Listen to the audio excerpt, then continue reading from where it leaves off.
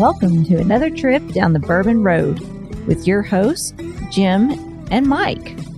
So grab a glass of your favorite bourbon and kick back. We would like to thank our friends at Premium Bar Products for sponsoring this episode. If you're ready to step up your game at your home bar, check out PremiumBarProducts.com to choose from their wide selection of glassware, all of which can be custom engraved with your personal message or logo. And there's no minimum order. So after the episode, head over to PremiumBarProducts.com and check out everything they have to offer. Now, let's get on with the show.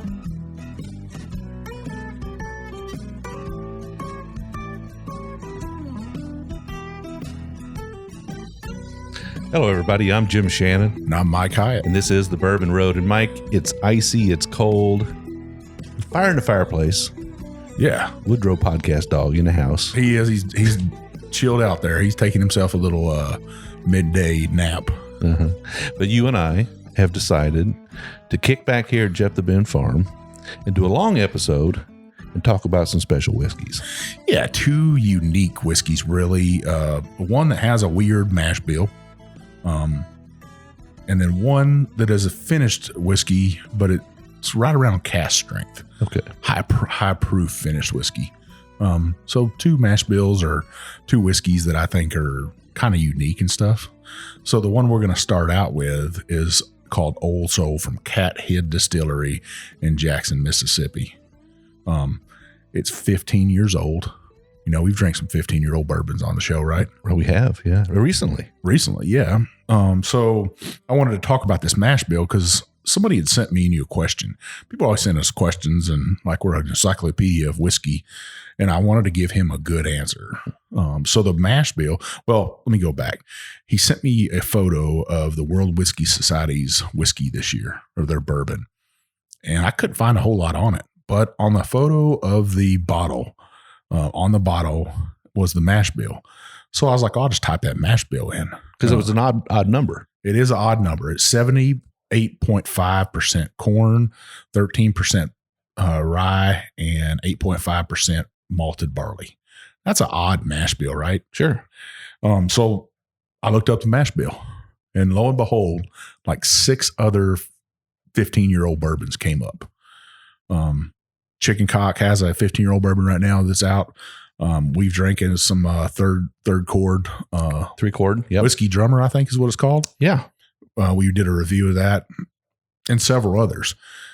And then the more I dug and the more I looked, there was all kinds of stuff about that mash bill, but nobody can figure out where it comes from. And only one of those bottles says where it's distilled. It says the town, which is Frankfort, Kentucky. Well, what's in Frankfort, Kentucky? Yeah. The big boy. Yeah. Buffalo Trace is there. Sazerac, I guess.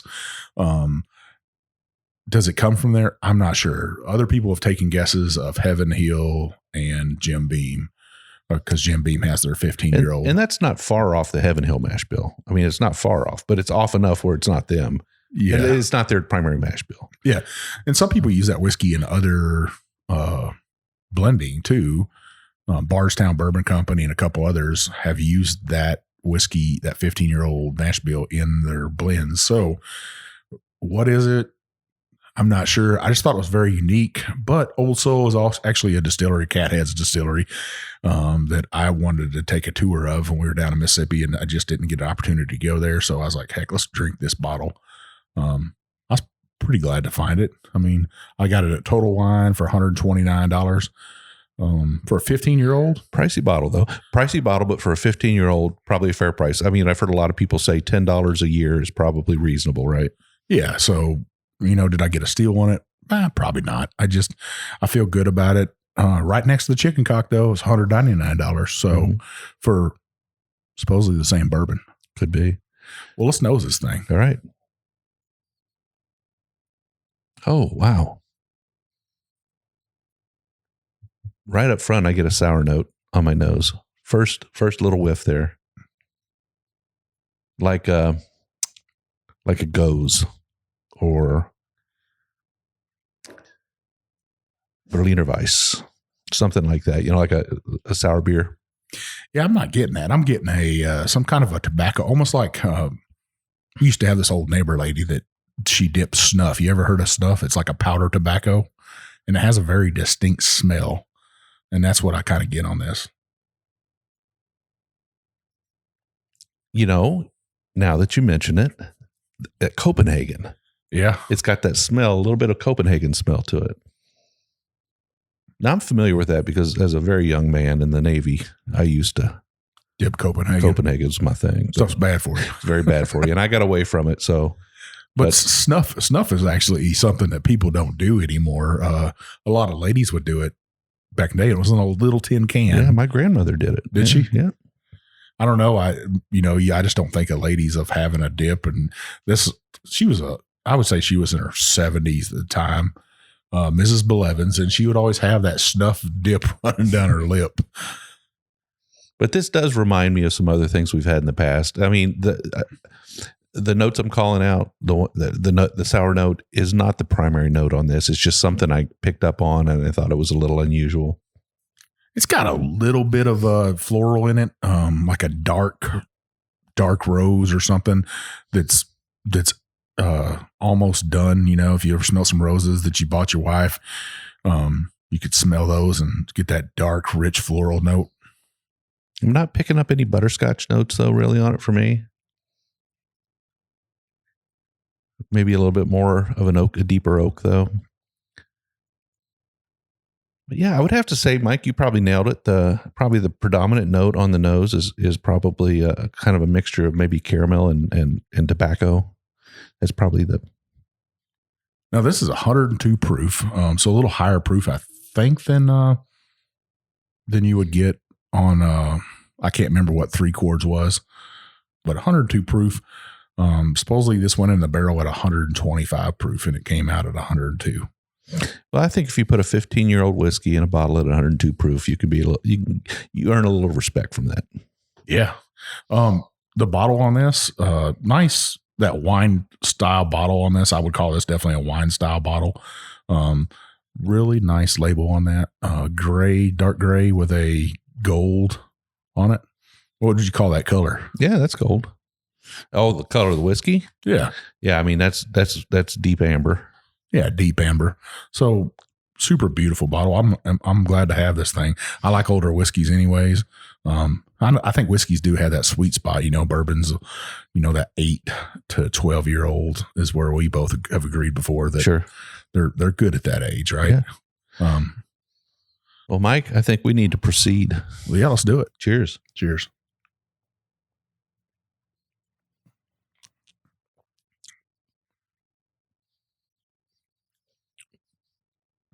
That's buttery on the palate.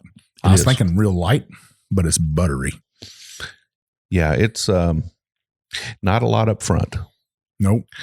Hits you in the mid, attacks the back end a little bit. It is kind of viscous, thick, whatever you want to call it. You said thin, but I mean texture-wise. When it first hit the front end, I thought it was thin, but it's just it's buttery once it works itself to the back, and it definitely has a hug on it. This thing's got some hug on it. For me, it's absent of sweetness. I think it's a little bit more dry. This is more of a dry bourbon, and I guess you kind of expect that a little bit. Yeah, this definitely reminds me of some bourbons we've had in the past. This flavor is not uncommon. Well, this profile, I should say, not this particular flavor because it is different, but this profile is not uncommon in some of the names you mentioned.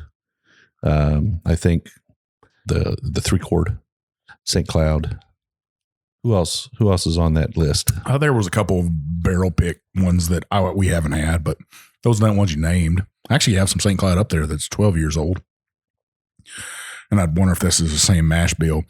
But what a fitting mash bill, fitting bourbon, the 15-year-old for Old Soul, though. Because this bourbon definitely has an old soul to it, doesn't it? It does. Yeah, this has got a great sipping profile to it. For me, it definitely is a back end bourbon. It's hanging out on the back end. I'm getting that hug. The back of my palate's kind of lit up a little bit. It's got a little bit of spice to it. The fruits are there are deep and dark. Not a lot of that caramel sweetness up front. Not a lot of zero corn sweetness. I mean, it's gone. It's all, this thing is all barrel all day long. It's definitely there. That barrel spice is there.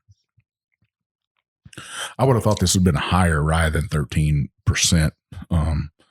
With that back end spice, I'm getting at that burn, but it's all of 102 proof for sure. Yeah. Yeah. I would imagine, I don't smoke cigars anymore. I used to, but I would imagine this is a great cigar bourbon right here. So you'd say to our listeners out there that smoke cigars, go out and find this bottle. Yeah, this wouldn't be a bad choice. This would definitely be one to experience with another gentleman or ladies. Ladies smoke cigars too. To experience with some other people with a good paired cigar. And I'm not good enough to do that anymore. I used to be pretty decent at it, but I just had to give it up. It wasn't for me. Well, I would say you put some blues on, whatever blues music you like. I like a little Otis Redding. Oh, Otis Redding. A new artist, Marcus King out there. Put some Otis Redding on, though. Get yourself a cigar. Get a bottle of this. Get a good fire, a good dog, and just sit down. Maybe your wife's in the room with you or your husband, and just relax. So I can see you sitting out on the edge of the dock. Woodrow next to you on the edge of the dock, your feet hanging over. Smoking a cigar and drinking bourbon, and listening to sitting on the dock of the bay. Yeah, man, that's a perfect evening right there. Yeah, I'm glad I tried this. I'm still curious about where it's from. So Cathead. Yeah. I'm interested to know this. So we talked about Cathead a little bit. Yeah. And you said it's a Southern biscuit called, and there's Cathead biscuits. Yep. Right. And I said it's a nautical term for a beam on a boat. But Cathead Distillery is a nickname that blues artists give each other, meaning they have total respect for that other blues artist. So if you're a blues artist and you're waiting to come on next, then you're listening to the guy before you and he just kills it. When he's walking off, you say, "Man, you're Cathead." Yeah, that's mad respect, I guess. Hey, Cathead. So that's Cathead right there. They're in Jackson, Mississippi, a small distillery. Make sure you stop by there if you're going through Mississippi. A lot of people travel that route down through Jackson to get to New Orleans, or even you get to go down to the Gulf Shore, good way to get there. So make sure if you're traveling through there, you got some time, stop by Cathead, pay them a visit, buy some bottles of bourbon. I don't know how long this is going to be on the shelf. Well, I mean, it does say very clearly on the label, 2020 rare and limited release. Yeah. So I don't know how many are out there. But we gave you some other brands too to check out. Yeah. But Cathead's got some other bourbons out there. They are making their own whiskey now. They're there. Definitely, me and Jim are kind of fond of our craft distilleries. Each state has their own kind of, I would say, weather. In Mississippi, definitely. If you've been down in Mississippi, it's nice and humid down there. Yeah. Yeah. I would say they could age some barrels down there. Yeah. You remember the movie Crossroads? I do. That's not too far from there. So if you want to see go to the Crossroads. It's up a little bit north of Jackson, Mississippi. Go down there and check that out. So are you talking about the actual road that they filmed on where the two roads came together and he's standing out there with us? Yeah, that's a real place. And that people go there to see that. Yeah. It was a pretty famous movie. Who was the guy that starred in that? Well, Ralph Macchio was the one of them. He also was Karate Kid. Karate Kid. He was the Karate Kid. And now Cobra Kai. He's aged a little bit. Cobra Kai. Yeah. He was also in The Outsiders. Was he? Yeah. Oh, he was real young though. Was he? Well, I think he was young in Crossroads. A good movie. I think somewhere in the 80s that movie came out. It was about blues music, slide guitars, and blues houses down in Mississippi. But it is an actual place that you can go to. Some people say that musicians went to the Crossroads and sold their soul to the devil, and that's how they could play the blues so good. So if you had to pick one of them you think did that, who would it be? So the famous guitar player or blues guitarist was Robert Leroy Johnson, and supposedly before that he couldn't really play the guitar that well, and he went to the Crossroads and supposedly sold his soul to the devil. Okay, that's where the story originates, right? That is where it originates from. Yeah. So if you want to check that out. Check out Robert Leroy Johnson, the Delta Blues. He is just fabulous. His blues music is just amazing. You can listen to that old stuff. I dig that kind of music and stuff, that just raw talent. There's no big show, no dancers behind them. They're just on their guitars and they're getting at it. Speaking of that, we're going out tonight to watch a band at the Barrel Room. Yeah. Joe Clark Band. And you've seen them before. I've seen them before, yeah. Just local guys? Just some local guys. Well, they get around a little bit more than local, but great music, quality sound. Kind of got a few of their own songs too. You know, they don't just cover other people. So definitely nice to hear. And at one of our favorite local spots. Yeah, the Barrel. We were actually there last night. Had a couple beers, couple people are going to think we're like drinking a little too much. Well, heck, we have a whiskey podcast. I mean, if you're going to drink, you might as well say you're going to go drink. We do go to the Barrel Room quite often. There's not a whole lot of bars, as we said before, in Shelbyville.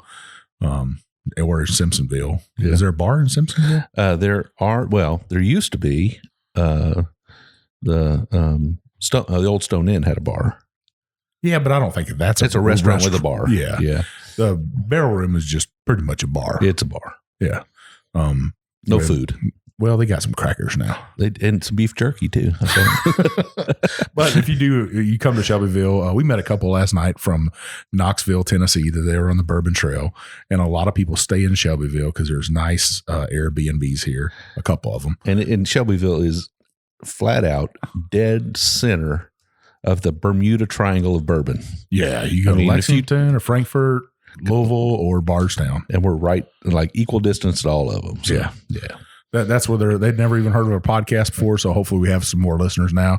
It was nice to meet them. I bought them a pour. We ran into a roadie there too. Yeah. Yeah. Well, I think we had a couple roadies in there last night. Yeah. It was nice that we didn't get bum rushed or anything like that, but it is nice to meet your listeners and say hi. Hey, bought me a couple drinks. That was nice.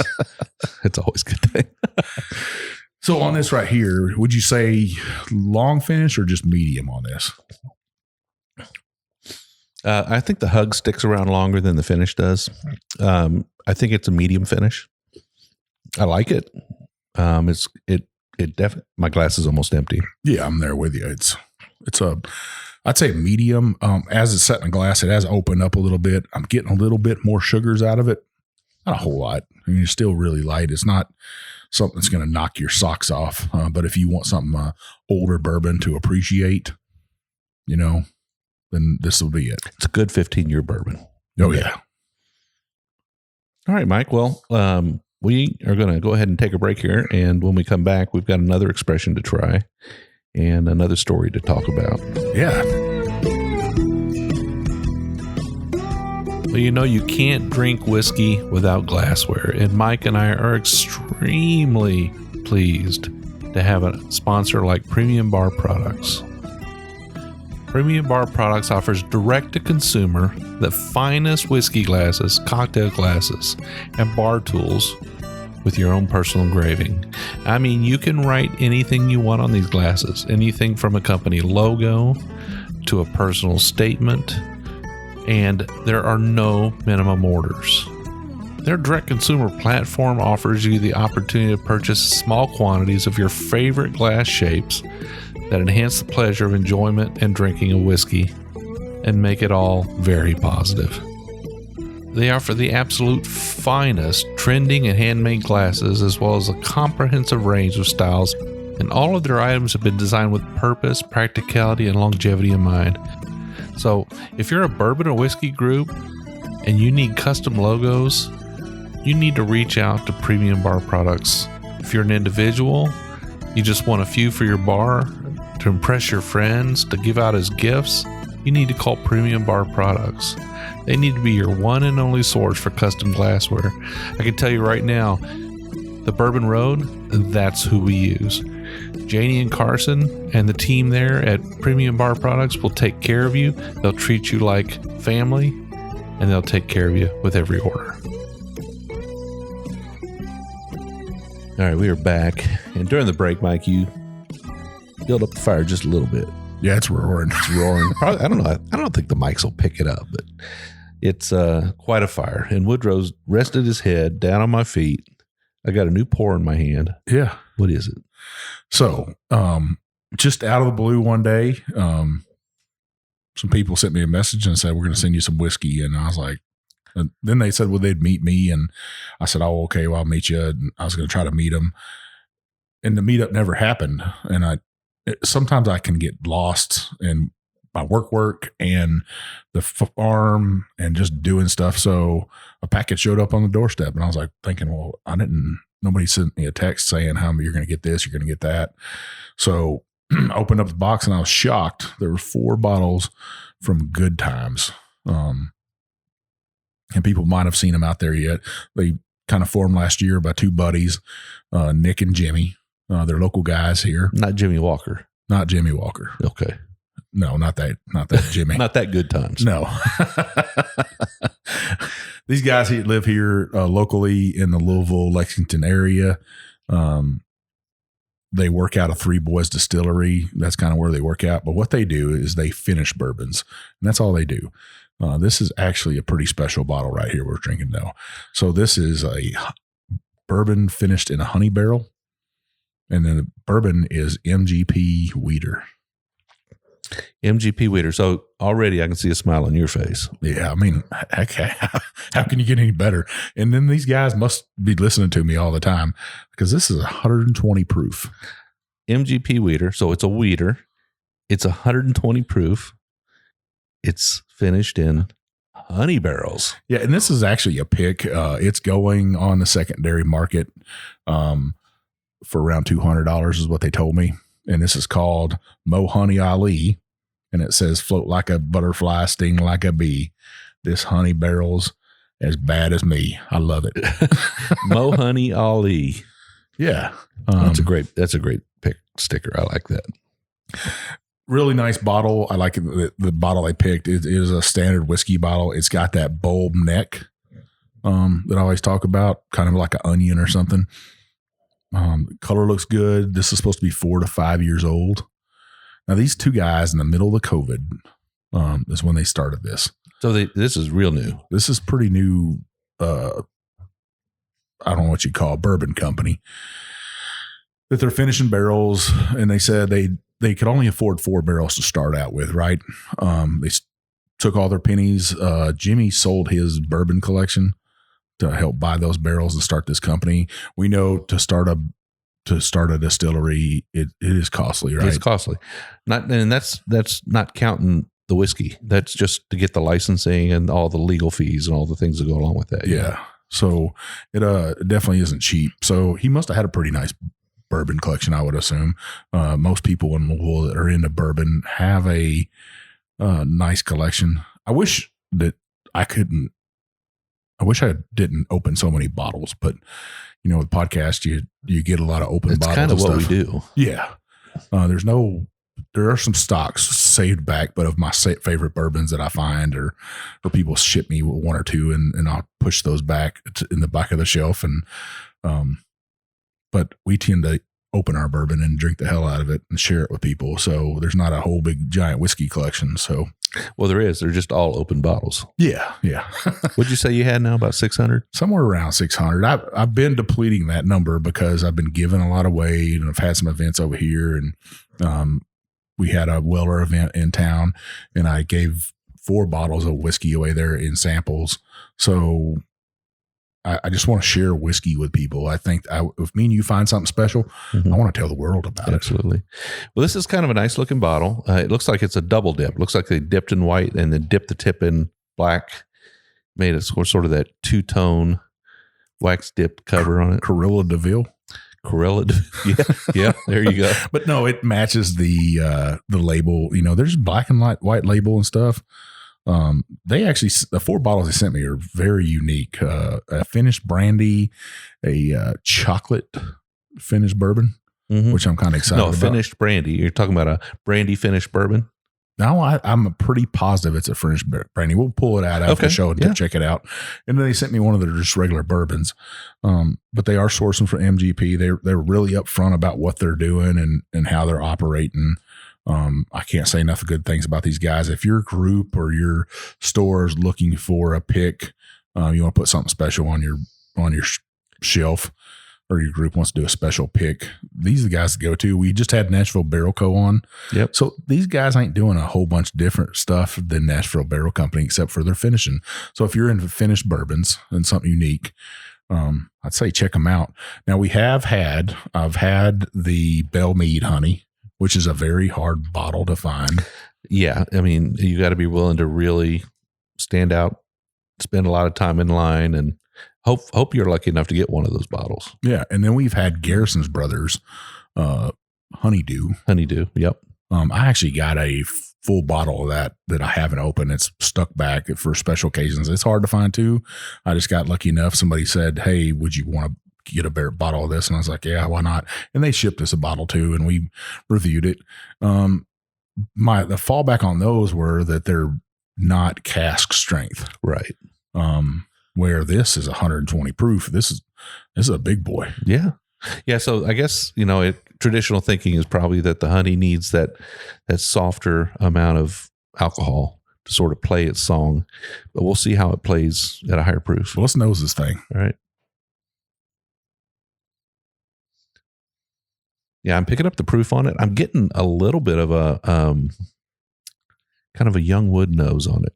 Are you getting that? Yeah, I could get that a little bit. I know you said before that you could get that honey in there and stuff. You're already picking up the honey. I couldn't pick up the honey. Maybe a little bit of honeysuckle.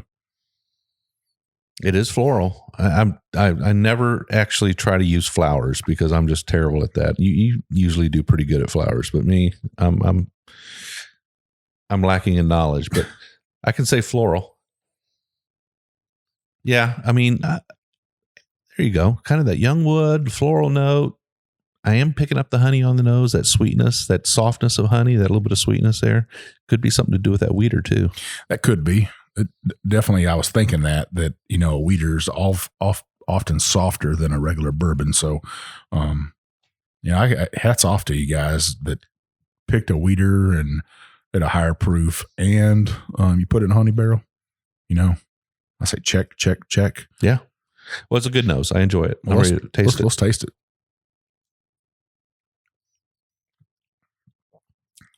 Oh my goodness. That is some sweet whiskey. That's good right there. That's honey smackums. That's honeycomb. That's every cereal that has honey in it I've ever tried. Boy, I'm telling you, it's going to take me a few minutes to put my finger on what that is. It's that young wood nose that's now on my palate, but it's something I've tasted before. That's pretty damn good right there. Complexity of that, it's got a spice to it, that maybe that wheater barrel spice to me on the middle palate, and then it works its way all the way down. Definitely got some spice to it. Wow, that's really good. It's a little bit sweeter than the bourbons I like to drink on a regular basis, but I'll be honest with you, it's so different from the other. This is so different from the other honey bourbons I've tasted before. This is that extra measure of proof, I think, really ramps it up. I could see why it's going for $200 on the secondary market. I mean, those honey barrels always, people crave those. This is a great after dinner, after dessert whiskey right here. Buttery, just so it is buttery, creamy. Ginger snaps. You get a little bit of ginger snaps. A little bit of ginger snaps in it. Yeah, I think that might be what I'm getting. Not like full on ginger, more like a ginger snap, like a little bit of a spicy ginger. I could get that on that with a little bit of spice to it. And at 120 proof, it drinks like 120 proof. Mm-hmm. It's very present. Yeah. To let you know. But that sweetness is just, it hangs around. It's got a pretty decent little hug on it. I have to tell you that. That finish sticks around with you too. It just sits there on your tongue. I mean, maybe it's that honey in there that's making it viscous like it is, but Yeah, I think that's what kind of lingers for me on the back end is that ginger snap. Very nice. Very nice. Like I said, for me, a little too sweet, but that's just me. Everybody likes what they like. I'd sit down and drink this bottle with you any day. No doubt about it. This will get you in trouble right here. I think we've got some roadies who are going to want to try that. You think? Yeah, I think so. I think you're right. Man, we might even have to think about doing a pick from these guys right here just for the roadies.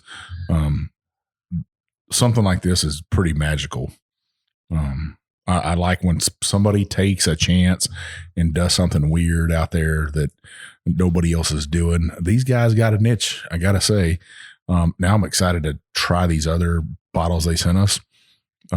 We've said before, we usually won't pull a pick on a show. We definitely won't review a pick because a pick isn't something that all of our listeners can get, right? Right. So that's kind of unfair, but I know they're going to do more honey barrels. So I think that's a good thing for them if they're going to keep doing honey barrels. But they only do picks. That's the thing. So kind of that's one of the reasons I wanted to have them on the show was to showcase what they can do. We wouldn't review this just because they're doing picks. Yeah. But if you're looking to do a pick though, I'd say these guys from this bottle right here, they know what they're doing. Yeah. I think we have picks on the show from time to time, but we review them as a representation of the expression. Yeah. Not so much as the pick itself because it's hard. A couple hundred bottles tops and that's it. Yeah. This one says it's bottle 134. So at this proof, it's 120 proof. I think 200 bottles, somewhere 180 to 200 bottle range. This was the 13th barrel they've done. So they're pushing out some barrels now. Yay. Glad to hear it. Local fellas. Yeah. I like to see a success story. And I don't know how the wax was to open it up. You opened this bottle. I used a knife because I wanted to cut it clean along the black-white line there. I'd have just ripped it open. Yeah. There was no pull on it. No pull. No, there's no pull. I didn't know how to get it open short of pulling a knife out. Huh. Well, from the other expressions we had, this tops those expressions, I got to say. I remember when we tried the honeydew, we were a little bit disappointed in what it was. Yeah. That it was 80 proof. We're like, we're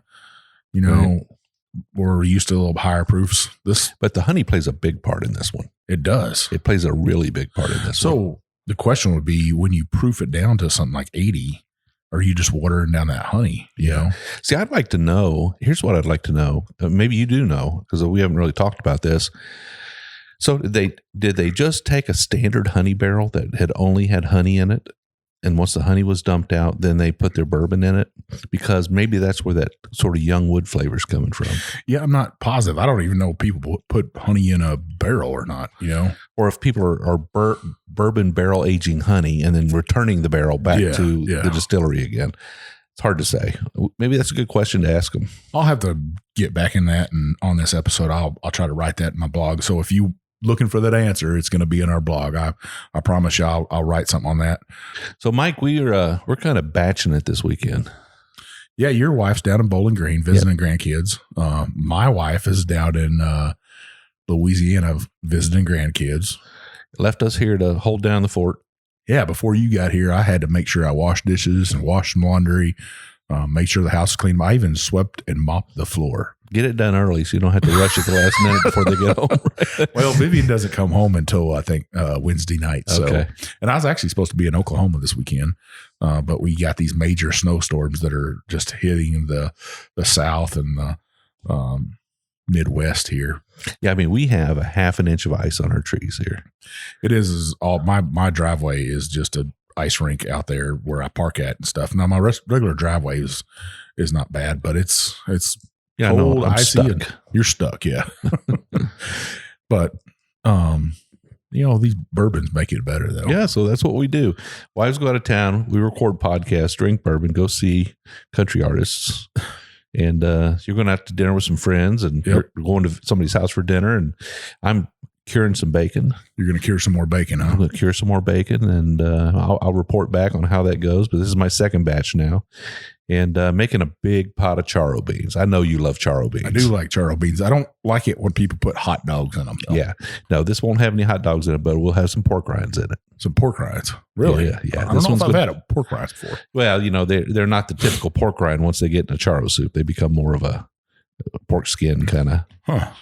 Yeah. There's all kinds of stuff. There's so many different versions of charro beans when you go looking at recipes. Oh, I'm sure there are. Today, whatever you look up, 1,000, 2,000 people have written something about it. And, it's just the natural occurrence of stuff with people staying home right now and making stuff like that. And they're posting stuff. I was watching a show on influencers yesterday and how the COVID had kind of exposed some of those influencers out there on social media, because they're posting pictures at the beach and still going out and trying to stay up to be an influencer on social media. Yeah.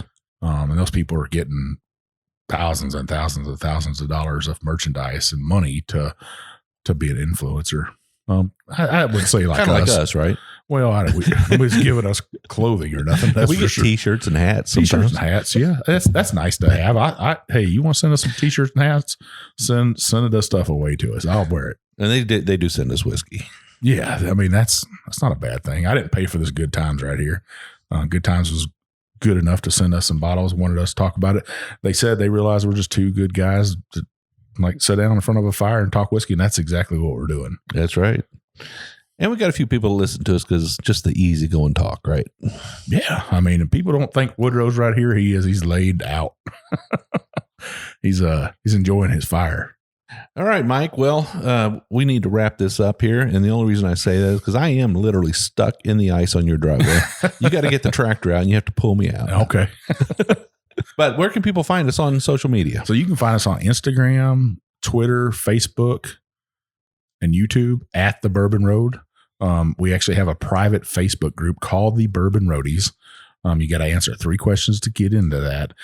Are you 21? Do you like bourbon or whiskey? And do you agree to play nice? Because we don't tolerate any what? No rudeness. We want our roadies to treat each other with respect and kindness. And if somebody's coming on there and they're a brand new green roadie, never been on before, and they make their first post and they want to review a whiskey that maybe everybody else doesn't think's their kind, just leave them alone. Cheer them up. Tell them good job. Don't tear somebody down because they don't drink the kind of whiskey you drink. Yeah, if they want to mix it with Coke, they want to mix it with lemonade. Like I always say, they want to mix it with milk. Let them do it. Ale-81. L81. That's that Kentucky ginger ale, a lot of people say. So yeah, come in there, join a group, be part of our family and stuff. We'll pop in there every once in a while, say something. We do 2 shows a week. We do a long show like today where me and Jim just kind of sit around a fire and talk. And then sometimes we'll have a guest on. We usually try to do 4 or 5 of those. That's some big ones coming up. We do. We're going to be in Evan Williams experience downtown with Bernie Lubbers and Heaven Hills Artisanal Distiller Jody. And then we got Log Steel Distillery's coming up, yeah. Back at Angel's Envy again. Yeah, with Wes Henderson and his boys will be on. Yeah. So there's some big shows that are coming up. Working with some other small guys, small craft distilleries for more reviews. You can look forward to those. Just keep telling us what you want to hear. So if you like this show right now, scroll up, hit that subscribe button.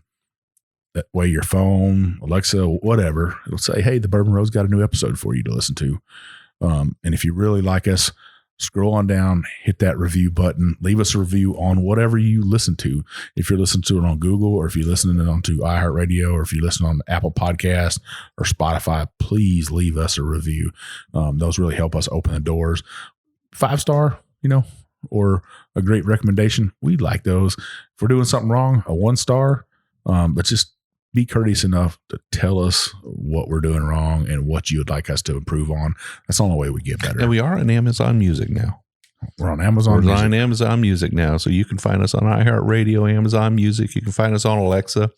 I won't say it because she'll start playing it as you're listening. But, Spotify and Google Play and Apple Podcasts, all of them. We're everywhere. So whatever your favorite method of retrieving podcasts is, you're going to find the Bourbon Road there. Awesome. So we also have a website, thebourbonroad.com. And on there, we do write a blog every week to go with our podcast, the long version. And then we also write a review for the Monday episodes, for the Craft Distillery episodes. You'll find those reviews on there as well. Thanks to Adam for making that happen. We really appreciate that, Adam. And, we also have some swag on there. We've got our T-shirts. We've got our Glencairn glasses. We've got our hats are on there too. So pop on in there, take a look. If you're a roadie, and I certainly encourage you to join the Bourbon Roadies, you immediately get 10% off. Man, we get 10% of those people? 10% off. So when you go on the Bourbon Roadies page, it's pinned right at the top, the code. Go on the website, enter it in, get yourself 10% off. So... Well, in this last article I wrote about the top 3 things to do in Louisville, right? So top 3 being top 3 hotels to stay at, top 3 restaurants to eat at, top 3 distilleries to go to, and top 3 bourbon bars and top 3 liquor stores to go to. So this week I'm going to be writing about Lexington area, top 3 hotels, all down the line for you. And then the next week I'll do Bardstown area for you. So to stay in 3 hotels, eat at 3 restaurants, shop at 3 bourbon bars, go to 3 distilleries. That's full weekend. That's Friday, Saturday, Sunday. Oh yeah. 3 nights. Not necessarily I had been to those places, but those are places I'm recommending off other people's word. Louisville, all the places I wrote about were places I've been. But the other places are off other people's word of telling me, hey, Mike, this place is awesome right here. Some obvious choices are going to make the list. But there's a few surprises in there that you're going to be like, wow, I got to check that place out. So where is it we're going here in about a week or 2? You said you had some big plan for us or something. So this Saturday night, we're taking our wives to the Repeal Oak Fire Steakhouse in downtown Louisville. Brand new steakhouse and the Distill Hotel down there. We want to check it out. We're going to get all dudded up, I guess. We're going to stay at Distill too, right? I think we are. I think we're going to stay there. If you're out that night and you want to see us dressed up, I will be in my 1920 swag pretty much. Yeah. Probably. I'll be wearing a Newsboys cap and stuff. No boots on as you'd regularly see me. So come out, see us. If you see us, say hi to us. Yeah, we might walk down the strip there and call it Whiskey Row, right? Yeah. If anything else is open, but that's where we're going to go eat at. And we'll report back to you on the next blog of how that steakhouse is. I'm looking forward to it. Yeah. All right. Well, Mike, it's been a great show. Great time. Love it. Love it. Love it. If you guys know of anybody who you'd like us to interview, any bottle you would like to us to have on the show, make sure you reach out to us. You can reach me on Instagram at jshannon63. I'm One Big Chief. And we will see you down the Bourbon Road.